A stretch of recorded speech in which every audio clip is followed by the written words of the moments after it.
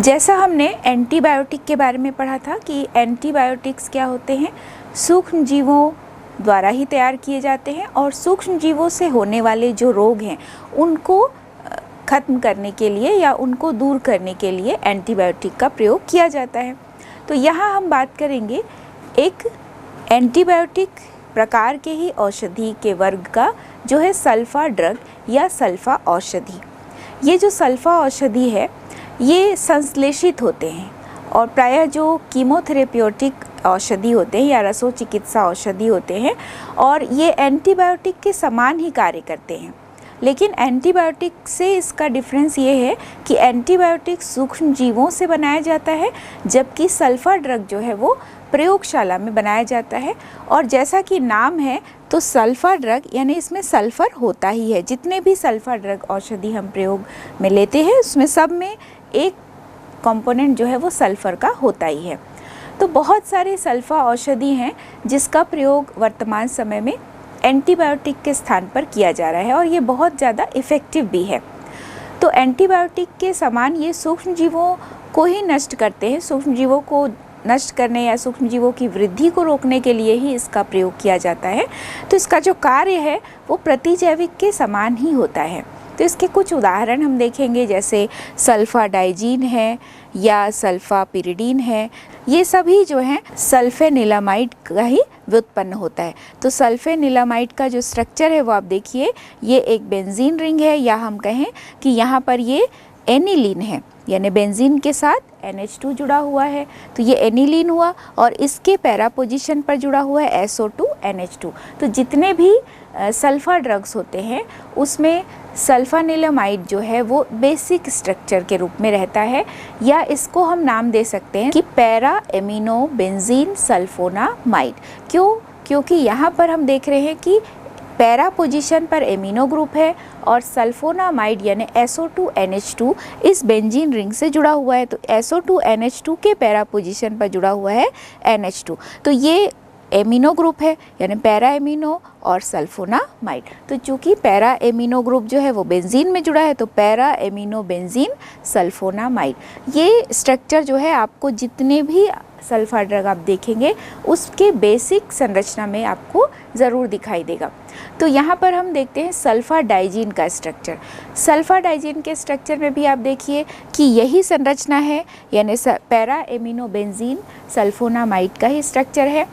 इसमें जो SO2 NH2 था उसके एक H को हटा दिए और उस H को हटाकर यहाँ पर एक 6 सदस्यीय रिंग बना दिए जहाँ पर अल्टरनेट स्थान पर 2 नाइट्रोजन जुड़ा हुआ है। तो देखने में बेंजीन रिंग जैसा ही है, लेकिन वास्तव में ये बेंजीन रिंग नहीं है। यहाँ पर 2 जगह पर नाइट्रोजन है अल्टरनेट पोजीशन पर और अल्टरनेट डबल बॉन्ड और सिंगल बॉन्ड बना हुआ है। तो ये जो सल्फाडाइजीन होता है इसका प्रयोग प्रायः गले के इन्फेक्शन को दूर करने के लिए या निमोनिया में, मेनिंजाइटिस, इन सारी बीमारियों को ठीक करने के लिए इस प्रकार का जो एंटीबायोटिक है वो दिया जाता है। अब हम देखेंगे सल्फापिरिडीन की संरचना। यहाँ भी आप देखिए कि सल्फापिरिडीन की संरचना में भी पैरा एमिनो बेंजीन सल्फोनामाइड है और साथ में एक पिरिडीन का स्ट्रक्चर है। तो यहाँ पर देखिए जो पैरा एमिनो बेंजीन सल्फोनामाइड है और उसके SO2 NH2 के एक H को हटाकर ये बन गया पिरिडीन का स्ट्रक्चर, जिसमें 6 सदस्यीय रिंग है और एक नाइट्रोजन जुड़ा हुआ है। तो ये बन गया सल्फा पिरिडीन। तो ये सल्फा पिरिडीन जो है ये भी एक बहुत अच्छा सल्फा ड्रग है जिसका प्रयोग निमोनिया के उपचार में किया जाता है। अब हम देखेंगे सल्फा एसिटामाइड का स्ट्रक्चर। तो सल्फा एसिटामाइड भी एक बहुत ही उपयोगी सल्फा ड्रग माना जाता है और इसका प्रयोग जो है वो यूरिनरी ट्रैक्ट से रिलेटेड जितने भी इन्फेक्शंस होते हैं प्रायः उसमें इसका प्रयोग किया जाता है। तो इसकी संरचना में भी हम देखते हैं कि वैसा ही स्ट्रक्चर है, पैरा एमिनो बेंजीन सल्फोनामाइड तो है ही, लेकिन पैरा एमिनो बेंजीन सल्फोनामाइड जैसे ये बेंजीन रिंग है, NH2 है और SO2 NH2 है। तो SO2 NH2 के एक H को हटाकर यहाँ जुड़ गया COCH3। तो चूँकि जब हम एसिटामाइड का स्ट्रक्चर देखते हैं तो CH3CONH2 होता है, तो वैसा ही मान लीजिए कि CH3CONH2 के एक H को हटाकर यहाँ पर जुड़ गया पैरा एमिनोबेंजीन सल्फोनामाइड। तो इस प्रकार हम देख रहे हैं कि जो सल्फर ड्रग होते हैं उसमें सब में सल्फेनिलामाइड का एक बेसिक ढांचा है और उसके आधार पर ही जितनी भी औषधियाँ हैं वो बनी हुई हैं और सभी में सल्फ़र है ही। तो इस तरह की जो औषधियाँ होती हैं ये सल्फ़र ड्रग होती है और ये प्रतिजैविक यानी एंटीबायोटिक की तरह ही कार्य करती हैं। अब हम जानेंगे एंटी मलेरियल्स या प्रति मलेरिया के बारे में। तो नाम से ही स्पष्ट है कि जैसे एंटी मलेरियल, तो मलेरिया से उत्पन्न होने वाली जो बुखार है, मलेरिया बुखार को दूर करने के लिए या मलेरिया के समय जो शरीर का तापमान बहुत अधिक बढ़ जाता है तो उस समय शरीर के तापमान को नियंत्रित करने के लिए जिन औषधियों का प्रयोग किया जाता है उसे कहते हैं प्रति मलेरियल औषधियाँ। तो पुराने समय में जो सिनकोना छाल था उससे प्राप्त जो औषधि थी उसका प्रयोग मलेरिया को ठीक करने में किया जाता था। उसी पर बेस्ड है कुनैन, जो एक एल्कलॉइड है जो बहुत ही पुराना एक औषधि है जिसका प्रयोग मलेरिया बीमारी को ठीक करने के लिए किया जाता है। तो ये जो कुनैन है वो सिनकोना छाल से प्राप्त होता है और वर्तमान समय में जो बहुत ही प्रचलित औषधियाँ हैं मलेरिया के लिए वो है क्लोरोक्वीन, पैराक्वीन। तो ये क्लोरोक्वीन, पैराक्वीन ये सभी एंटी मलेरियल औषधियाँ होती हैं। अब हम निषेधक या जो एनेस्थेटिक्स हैं उनके बारे में जानेंगे। प्रायः जब सर्जरी होती है, ये सर्जरी बड़ी भी हो सकती है और छोटी सर्जरी भी होती है, तो आवश्यकता अनुसार डॉक्टर्स जो हैं वो एनेस्थीसिया का प्रयोग करते हैं। कभी कभी ऐसी सर्जरी होती है जहाँ पर पूरे शरीर को चेतना शून्य करना होता है और कभी कभी ऐसी सर्जरी भी होती है जहाँ पर अंग विशेष को ही चेतना शून्य करने से ऑपरेशन किया जा सकता है। तो इस आधार पर जो एनेस्थेटिक्स हैं उसको वर्गीकरण किया गया है। तो एनेस्थेटिक वास्तव में होते क्या हैं? तो ये ऐसी औषधियाँ होती हैं जो कि सभी प्रकार की कोशिकाओं में मुख्य रूप से जो तंत्रिका तंत्र है, तंत्रिका तंत्र का जो बायोलॉजिकल फंक्शन होता है उसके प्रति ये अचेतना उत्पन्न करते हैं। यानी जो तंत्रिका तंत्र है उसके कार्य के, उसके बायोलॉजिकल फंक्शन पर थोड़ी देर के लिए उसे चेतना शून्य बना देते हैं और इसका प्रभाव जो है वो उत्क्रमणी होता है। उत्क्रमणी शब्द का अर्थ ये है कि जैसे ही एनेस्थीसिया का प्रभाव खत्म होता है वापस व्यक्ति अपने पुनः जो भी उसकी सामान्य मनोदशा थी वो उसी अवस्था में आ जाता है। तो यहाँ पर बेहोशी के लिए कई बार प्रयोग किया जाता है या दर्द को कम करने के लिए एनेस्थेटिक दिया जाता है। तो इस प्रकार एनेस्थीसिया का प्रयोग करके बड़े और छोटे जितनी प्रकार की भी सर्जरी है उसको किया जाता है। तो यहाँ पर हम बात करेंगे सबसे पहले सामान्य जो निषेधक है और स्थानीय निषेधक की। निषेधक जो है वो दो प्रकार के होते हैं, एक सामान्य निषेधक और एक है स्थानीय निषेधक। जैसा कि हमने देखा कि जो बड़ी सर्जरी होती है तो वहाँ पर पूरे शरीर को चेतना शून्य करना होता है। तो जो सामान्य निषेधक होते हैं ये केंद्रीय तंत्रिका तंत्र को दबाकर शरीर को चेतना शून्य कर देते हैं, यानी केंद्रीय तंत्रिका तंत्र का जो बायोलॉजिकल एक्शन है उसको कम कर देते हैं और उसको दबा देते हैं और शरीर को चेतना शून्य कर देते हैं और इस प्रकार जो पूरा शरीर है वो चेतना शून्य हो जाता है। तो प्रायः बड़ी सर्जरी या जो किसी बड़ी बीमारी के लिए होने वाली सर्जरी है वहाँ पर पूरे शरीर को चेतना शून्य करने की आवश्यकता पड़ती है। तो यहाँ पर जो सामान्य निषेधक है उसका प्रयोग किया जाता है। तो सामान्य निषेधक जो है इसके अलग अलग रूप होते हैं, अलग अलग रूपों में इसका प्रयोग किया जा सकता है। जैसे कुछ जो है वो गैसियस फॉर्म में प्रयोग किए जाते हैं। तो गैसियस फॉर्म में प्रयोग करने के लिए नाइट्रस ऑक्साइड है, इसी प्रकार साइक्लोप्रोपेन है, एथिलीन है। तो इन सभी जितने भी एनेस्थेटिक है जिसका प्रयोग हम सामान्य एनेस्थीसिया के लिए करते हैं तो ये गैसियस फॉर्म में प्रयोग किए जाते हैं। अब हम बात करेंगे स्थानीय निषेधक की या लोकल एनेस्थेटिक्स। तो जैसा नाम से स्पष्ट है लोकल एनेस्थेटिक, लोकल एनेस्थेटिक का अर्थ होगा कि शरीर के किसी एक विशेष अंग को जब ऑपरेट करना है और उस विशेष अंग को चेतना शून्य करने के लिए सामान्य निषेधक का प्रयोग नहीं करते हैं बल्कि स्थानीय निषेधक का प्रयोग करते हैं। जैसे कई बार छोटे सर्जिकल ऑपरेशन होते हैं, जैसे दांत निकालना है या घाव में टाँका लगाना है, तो ऐसी स्थिति में स्थानीय निश्चेतकों का प्रयोग करते हैं। तो ये शरीर के किसी एक विशेष अंग के दर्द को कम करने के लिए, विशेष अंग को चेतना शून्य करने के लिए इसका प्रयोग करते हैं। यहाँ पर भी जो हम निश्चेतक का प्रयोग देखते हैं तो अलग अलग रूपों में इसका प्रयोग किया जा सकता है। कई बार कुछ जेली फॉर्म में भी प्रयोग किया जाता है, स्प्रे के रूप में भी, या फिर इंजेक्शन के रूप में भी किया जाता है इसका प्रयोग। तो जैसे अगर जेली के रूप में प्रयोग कर रहे हैं तो इसके कुछ उदाहरण हम देखेंगे, जैसे जाइलोकेन है, प्रोकेन, ये सारा जो है जेली के फॉर्म में प्रयोग किया जाता है।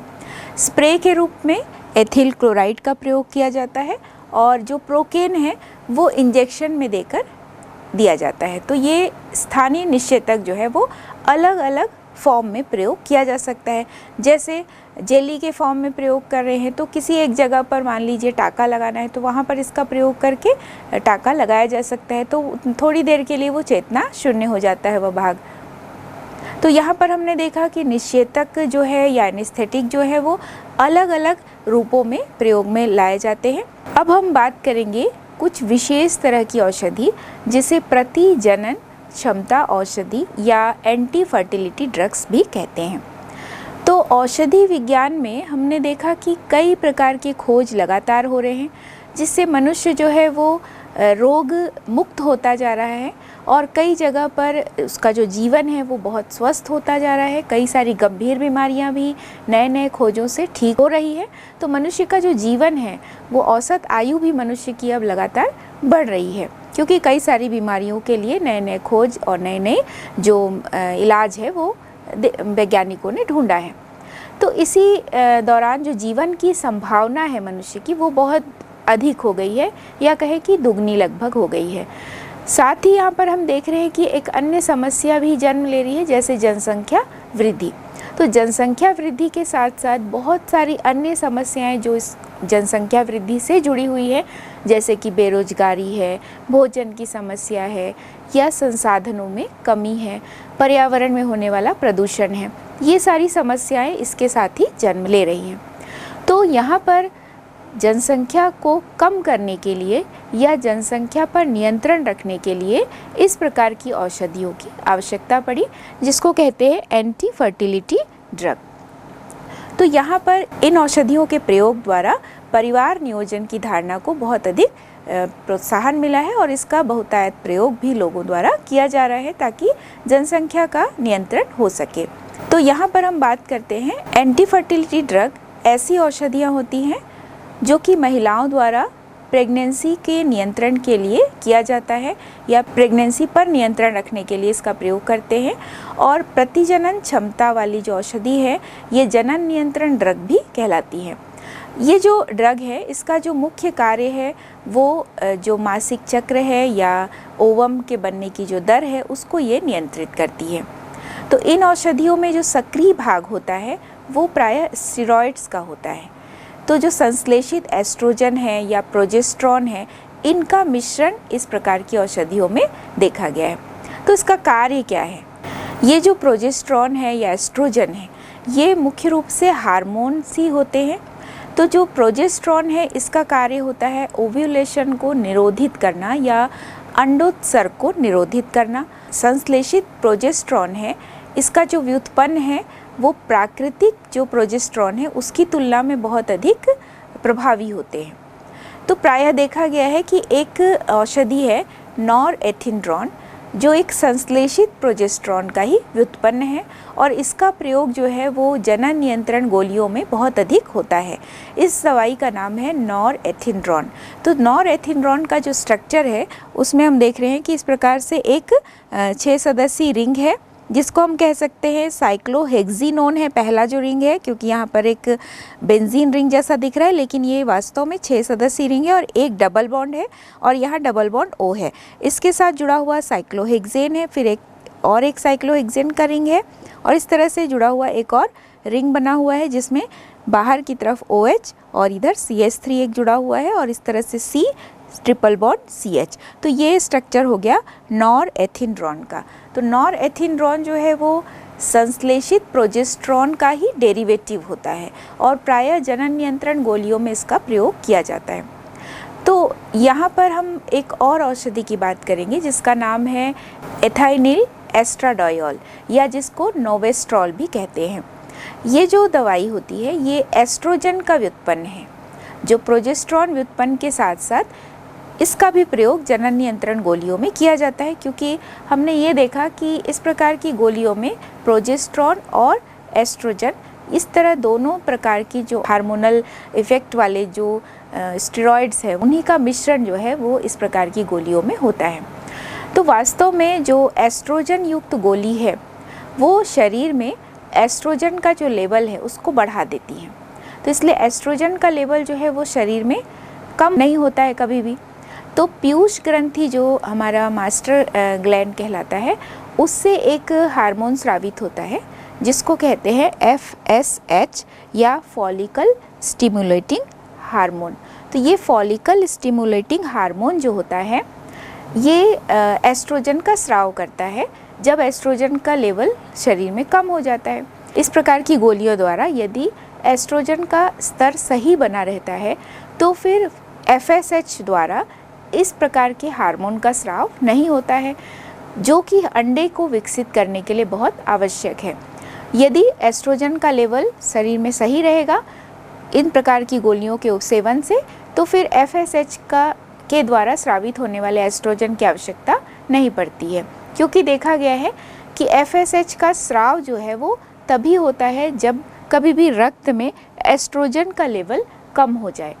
तो इस प्रकार के एस्ट्रोजन के लेवल को नियंत्रित रखने के लिए ही इस तरह की गोलियों का प्रयोग किया जाता है। इस प्रकार की जो जनन नियंत्रण गोलियां होती हैं इसके बहुत सारे साइड इफ़ेक्ट भी है, जैसे वज़न बढ़ जाना, BP होना, किसी प्रकार का ट्यूमर हो जाना, तो ये सारे इसके साइड इफ़ेक्ट भी होते हैं। अब हम बात करेंगे एक अलग तरह की केमिस्ट्री की, भोजन में रसायन। तो जब भी हम कभी भोजन करते हैं तो भोजन को देखते ही उसको ग्रहण करने की इच्छा होती है कई बार कि उसके कलर को देखकर या उसके बनने की प्रक्रिया को देखकर, या कई बार हम पैकेट्स वाले जो फूड होते हैं उसका प्रयोग करते हैं, चटपटा खाने का मन होता है तो अचार का प्रयोग करते हैं। तो इस तरह से भोजन में हम केमिस्ट्री को कई जगह देखते हैं। तो यहाँ पर हम सबसे पहले बात करेंगे कि भोजन में केमिस्ट्री शब्द का क्या अर्थ है। तो भोजन के रूप रंग को सही बनाकर रखना या भोजन के पोषक वैल्यू को बनाए रखना, बहुत समय तक उसको सुरक्षित रखना, संरक्षित रखना, इन सब में ही हम केमिकल का प्रयोग देखते हैं।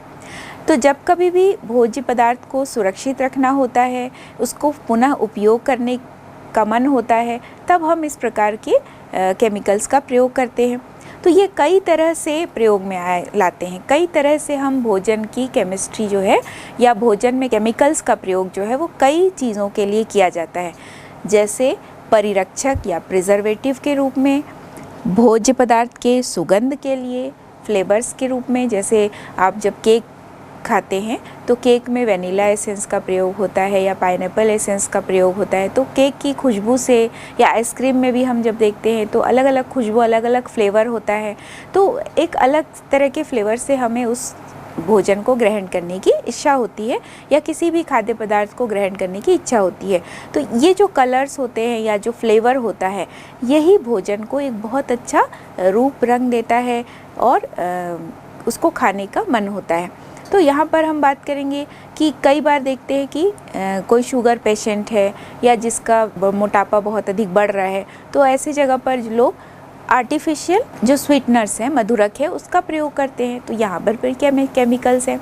कई बार हम कुछ भोज्य पदार्थों को बहुत लंबे समय तक सुरक्षित रखने के लिए उसमें एंटीऑक्सीडेंट्स को मिला देते हैं। यहाँ पर वसा इमल्सी कारक, स्थायी कारक भी होता है भोजन में केमिस्ट्री के रूप में, और पोषक संपूरक, यानी कई बार उस भोज्य पदार्थ में हो सकता है कुछ न कुछ जो सप्लीमेंट्स हैं वो कम है, तो वहाँ पर कुछ एक्स्ट्रा मिनरल्स या कुछ एक्स्ट्रा विटामिन ये सारे मिला करके उसके जो पोषक वैल्यू है उसको बढ़ाया जाता है। तो जो पोषक संपूरक हैं वास्तव में ये विटामिन हो सकता है, खनिज हो सकता है, या कोई एमिनो एसिड हो सकता है। इसी प्रकार कुछ खाद्य रंजक के बारे में भी हम देखेंगे।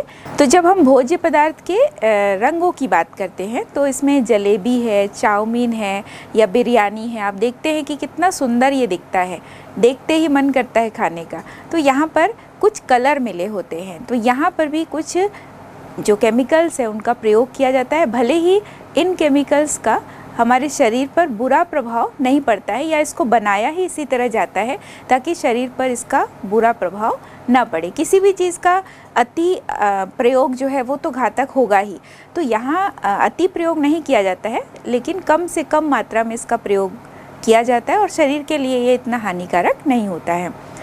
तो यहाँ पर हमने देखा कि कई प्रकार से जो भोजन में रसायन है उसको अलग अलग वर्गों में बांटा गया है।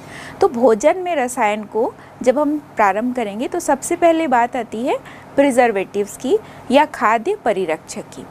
वास्तव में ये जो खाद्य परिरक्षक है वो क्या होते हैं? जब कभी भी हम भोज्य पदार्थ देखते हैं, ये उसमें सूक्ष्म जीवों के विकास को रोकने के लिए कुछ उसमें केमिकल मिलाया जाता है। तो ये जो रासायनिक पदार्थ होते हैं, ये जैसा हमने देखा कि बहुत अधिक नुकसानदेह नहीं होने चाहिए मनुष्य के लिए, क्योंकि उस भोजन को बहुत लंबे समय तक सुरक्षित रखने के लिए इनका प्रयोग किया जाता है। तो ये हमारे शरीर को भी नुकसान पहुंचाने वाले नहीं होने चाहिए। तो परिरक्षक ऐसे पदार्थ होते हैं जो कि खाद्य पदार्थों के मौलिक आकार एवं उसका जो रूप रंग है उसको कई बार ये परिवर्तित भी कर देते हैं और कई बार इसको परिवर्तित नहीं भी करते हैं। तो परिरक्षक का अर्थ ये नहीं है कि वो भोज्य पदार्थ के मूल संरचना को ना बदले।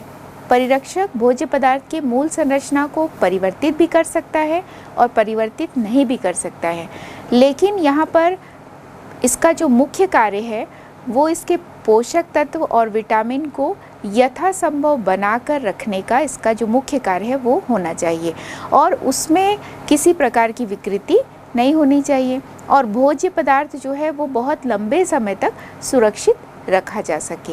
ये जो खाद्य परिरक्षक होते हैं इनकी ये मुख्य विशेषता है कि ये बिना उस भोज्य पदार्थ के पोषक वैल्यू को या उस भोज्य पदार्थ के विटामिन्स को कम न करे और हमारे शरीर के लिए वो बिल्कुल भी हानिकारक ना हो। तो परिरक्षक की परिभाषा जब हम करेंगे तो ये इस प्रकार से होगा कि परिरक्षक ऐसे पदार्थ होते हैं जिनके प्रयोग से जो खाद्य पदार्थ है उसके किण्वन या खटास उत्पन्न होना या इनके अन्य जो भी अपघटनकारी क्रियाएं होती हैं वो रुक जाएं। यानी उस भोज्य पदार्थ को यदि बिना परिरक्षक मिलाए हम रख देंगे तो वो थोड़े दिन बाद उसमें फर्मेंटेशन होगा, वो खट्टा हो जाएगा या दूसरे तरह से किसी प्रकार का फंगल इन्फेक्शन, उसमें फंगस लग जाएगा तो वो ख़राब हो जाएगा। तो इस प्रकार की क्रियाएं जो है इस परिरक्षक को मिलाने से वो कम हो जाए या इस प्रकार की क्रियाएं रुक जाए या मंद हो जाए, धीमी गति से हों। तो इस प्रकार अपघटनकारी जो क्रियाएं हैं वो रुक जाए या धीमी हो जाए। इस शब्द का अर्थ क्या है? जब हम प्रिजर्वेटिव मिलाते हैं तो उसका ये अर्थ नहीं है कि हम कई सौ वर्ष तक उस भोज्य पदार्थ का प्रयोग कर सकते हैं, उसका भी लिमिटेशन होता है। तो यहाँ पर इसलिए इस शब्द को लिखा गया है कि जो भोज्य पदार्थ की अपघटनकारी क्रियाएं हैं वो मंद हो जाए, यानी तुरंत भोज्य पदार्थ खराब ना हो, कुछ दिनों तक वो रखा जा सके। आपने देखा होगा कई जो पैकेज वाले फूड होते हैं उसमें एक्सपायरी डेट होता है। तो ये एक्सपायरी डेट लिमिटेशन होता है उसमें कि 6 महीने का एक्सपायरी है या 3 महीने का एक्सपायरी है। उसको देखकर हम उस भोज्य पदार्थ को खरीदते भी हैं और उसको देखकर हम उसका प्रयोग भी करते हैं। यदि एक्सपायरी डेट से ज़्यादा समय हो गया है तो हम उसे फेंक देते हैं, उसका प्रयोग नहीं करते हैं। उसका अर्थ ये है कि उसमें भी परिरक्षक मिला हुआ है, लेकिन उसका भी एक लिमिटेशन है। हर परिरक्षक हर भोज्य पदार्थ को एक निश्चित समय तक ही परिरक्षित कर सकता है। तो यहाँ पर हम जब परिरक्षक की बात करते हैं तो कई सारी छोटी छोटी बातों का हमें ध्यान रखना होता है। तो अच्छा परिरक्षक जो है वो ऐसा परिरक्षक माना जाएगा जो बहुत कम मात्रा में ही प्रयोग किया जाए और कम मात्रा में प्रयोग करके भी खाद्य पदार्थ को बहुत लंबे समय तक परिरक्षित किया जा सके और हमारे शरीर में किसी प्रकार का हानिकारक प्रभाव ना उत्पन्न करे। ये सबसे मुख्य विशेषता परिरक्षक की होनी चाहिए। तो किसी भी खाद्य पदार्थ को खराब होने से बचाने के लिए उसमें जो परजीवी है या उसमें जो सूक्ष्म जीव हैं यही उत्तरदायी होते हैं, तो उसको नष्ट करना ही मुख्य परिरक्षक जो है उसका कार्य होता है। तो परिरक्षक जो है वो सूक्ष्मजीव या परजीवी या किसी प्रकार का वायरस है, बैक्टीरिया है, इन सब के वृद्धि को ये रोकते हैं और उसको उत्पन्न होने नहीं देते हैं। तो पहले प्रकार के जो परिरक्षक है, तो यहाँ पर हम देखते हैं कुछ परिरक्षक जिसका प्रयोग हम बहुत अधिक करते हैं, जैसे नमक है, शर्करा है, तेल है, सिरका है। तो इनको हम कह सकते हैं कि ये पारंपरिक परिरक्षक है, कई वर्षों से इसका प्रयोग किया जा रहा है। जैसे नमक का प्रयोग करते हैं तो अचार वगैरह बनाते हैं, उसमें करते हैं। अचार बनाते समय तेल का प्रयोग किया जाता है। अचार को बहुत लंबे समय तक रखना है तो उसमें सिरका का प्रयोग किया जाता है।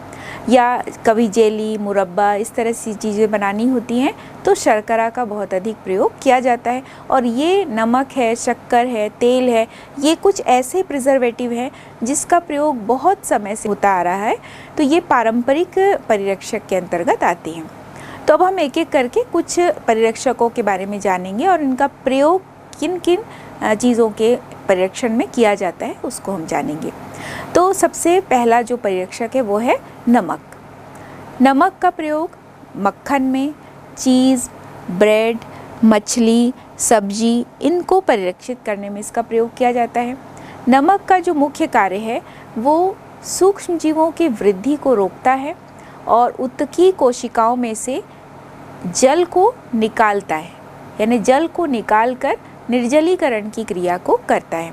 जैसे अचार बनाते समय आम काटकर 1-2 दिन तक नमक डालकर उसे रखा जाता है ताकि उस आम में, चूँकि जीवित कोशिका है तो उसके अंदर उसका जो जल है वो बाहर निकल जाए, और उसको फेंकने के बाद ही अचार के सारे मसाले उसमें डाले जाते हैं। तो यहाँ पर ये नमक जो है वो निर्जलीकारक की तरह कार्य करता है। अब हम एक अगला जो परिरक्षक है पारंपरिक, वो है शर्करा की बात करेंगे। ये जैम, जेली या जो शहद होता है उनके परिरक्षण में इसका प्रयोग किया जाता है। सिरका जो कि एसिटिक अम्ल का ही सॉल्यूशन होता है, एसिटिक अम्ल का जो 4% सॉल्यूशन है उसे सिरका कहते हैं। तो सिरका जो है वो प्रायः अचार वगैरह में या सब्जियों के परिरक्षण में किया जाता है इसका प्रयोग। तो जो खाद्य पदार्थ को सुरक्षित रखने का गुण होता है परिरक्षक का, ये इसका बेसिक प्रॉपर्टी होता है। तो खाद्य पदार्थों के प्राकृतिक गुण को बनाए रखना इस मुख्य गुणों में आता है। साथ ही भंडारण की आयु को बढ़ाना, यानी काफ़ी लंबे समय तक हम उस खाद्य पदार्थ को सुरक्षित रख सके, और किसी भी खाद्य पदार्थ को बहुत अच्छी तरह से बिना उसके विटामिन या बिना उसके जो पोषक मूल्य है उसको खोए, वो लंबे समय तक परिरक्षित रहे, यही उद्देश्य होना चाहिए। कुछ आर्टिफिशियल प्रिजर्वेटिव भी होते हैं, उसमें एंटी माइक्रोबियल, एंटीऑक्सीडेंट, ये सारी चीज़ें आती हैं। अब हम दूसरे प्रकार के कुछ परिरक्षक की बात करेंगे। दूसरे प्रकार के परिरक्षक में ये खाद्य पदार्थ को सड़ने से बचाने के लिए अलग से डाले जाते हैं। तो अलग से डाले जाते हैं, यहाँ पर भी परिरक्षक है, तो इसमें भी उद्देश्य यही है कि ये मनुष्य को हानि ना पहुँचाए। तो यहाँ पर कुछ मुख्य जो परिरक्षक है उसमें होता है प्रोपियोनिक अम्ल, सॉर्बिक अम्ल या बेंजोइक अम्ल, और या फिर बेंजोइक अम्ल का कोई लवण। तो परिरक्षण के समय 2 प्रकार से परिरक्षक का प्रयोग किया जाता है जो ये केमिकल वाले होते हैं। इसमें जैसे कि कार्बनिक परिरक्षक होता है और कुछ अकार्बनिक होते हैं। इसमें हम देखेंगे बेंजोइक अम्ल। तो बेंजोइक अम्ल का जो सॉल्यूशन है वो 0.05 से 0.01% तक यदि है, तो ये जो बेंजोइक अम्ल का सॉल्यूशन है वो ईस्ट या जीवाणु को उत्पन्न होने से रोकता है, उनको नष्ट करता है। और इसका प्रयोग जो है प्रायः सॉफ्ट ड्रिंक में, जैम, जेली या जो फ्रूट जूस होते हैं उसमें इस तरह के सॉल्यूशन का प्रयोग किया जाता है। अब हम देखेंगे सोडियम बेंजोएट। जो सोडियम बेंजोएट होता है वो भी ईस्ट है, बैक्टीरिया है, इनको रोकने में सहायक होता है। प्रायः सोडियम बेंजोएट का प्रयोग कई बार ताज़ी मछलियों को बहुत लंबे समय तक रेफ्रिजरेशन करना रहता है, तो उस समय इसका प्रयोग करते हैं, यानी मछली को ताज़ा ही रखना है, सुखाना नहीं है, ताज़ा रखने के लिए इसका प्रयोग करते हैं। अचार में प्रयोग करते हैं या फलों के रस में सोडियम बेंजोएट का प्रयोग किया जाता है। यहाँ पर एक अन्य वर्ग है पूरा सॉर्बेट्स का, जो कि ईस्ट या फफूंदी को रोकने में सहायक होते हैं। ये भी एक अच्छे परिरक्षक माने जाते हैं और प्रायः इसका प्रयोग मक्खन में, सूखे जो मेवे होते हैं उसको बहुत लंबे समय तक सुरक्षित रखने के लिए, या मांस मछली से बने हुए जो उत्पाद आजकल मार्केट में मिलते हैं तो इनको बहुत लंबे समय तक सुरक्षित रखने के लिए सॉर्बेट्स का प्रयोग किया जाता है। फिर है प्रोपियोनेट्स। जो ये प्रोपियोनेट्स का वर्ग होता है, ये जीवाणु मोल्ड से उत्पन्न होने वाले जितने भी मतलब प्रभाव है उसको ये कम करते हैं। प्रायः जो बेकरी उद्योग है, बेकरी उद्योग में कई बार ब्रेड, केक है, ब्रेड है, बिस्किट है, इन सबको परिरक्षित करने के लिए प्रोपियोनेट्स का प्रयोग किया जाता है। एक अगला जो कंपाउंड है वो है प्रोपिलीन ऑक्साइड। तो ये जो प्रोपिलीन ऑक्साइड होते हैं इसका मुख्य कार्य है सूक्ष्म जीवाणुओं के जितने भी रूप होते हैं उसको नष्ट करने के लिए इन प्रोपिलीन ऑक्साइड का प्रयोग किया जाता है। प्रायः जो सूखे नट्स होते हैं या मसाले होते हैं विभिन्न प्रकार के, उनको बहुत लंबे समय तक परिरक्षित करने के लिए भी प्रोपिलीन ऑक्साइड का प्रयोग किया जाता है। अब हम बात करेंगे कुछ अकार्बनिक परिरक्षकों की। तो जो अकार्बनिक परिरक्षक होते हैं इसमें कार्बन कार्बन की लंबी श्रृंखला नहीं होगी।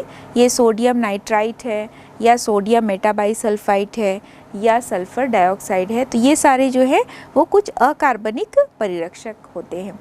तो हमारे देश में कुछ स्टैंडर्ड है, कुछ एक परिरक्षकों को बहुत अधिक स्टैंडर्ड वैल्यू दी गई है और उसी का प्रयोग प्रायः बहुत सारी वस्तुओं को, खाद्य वस्तुओं को परिरक्षित करने के लिए किया जाता है।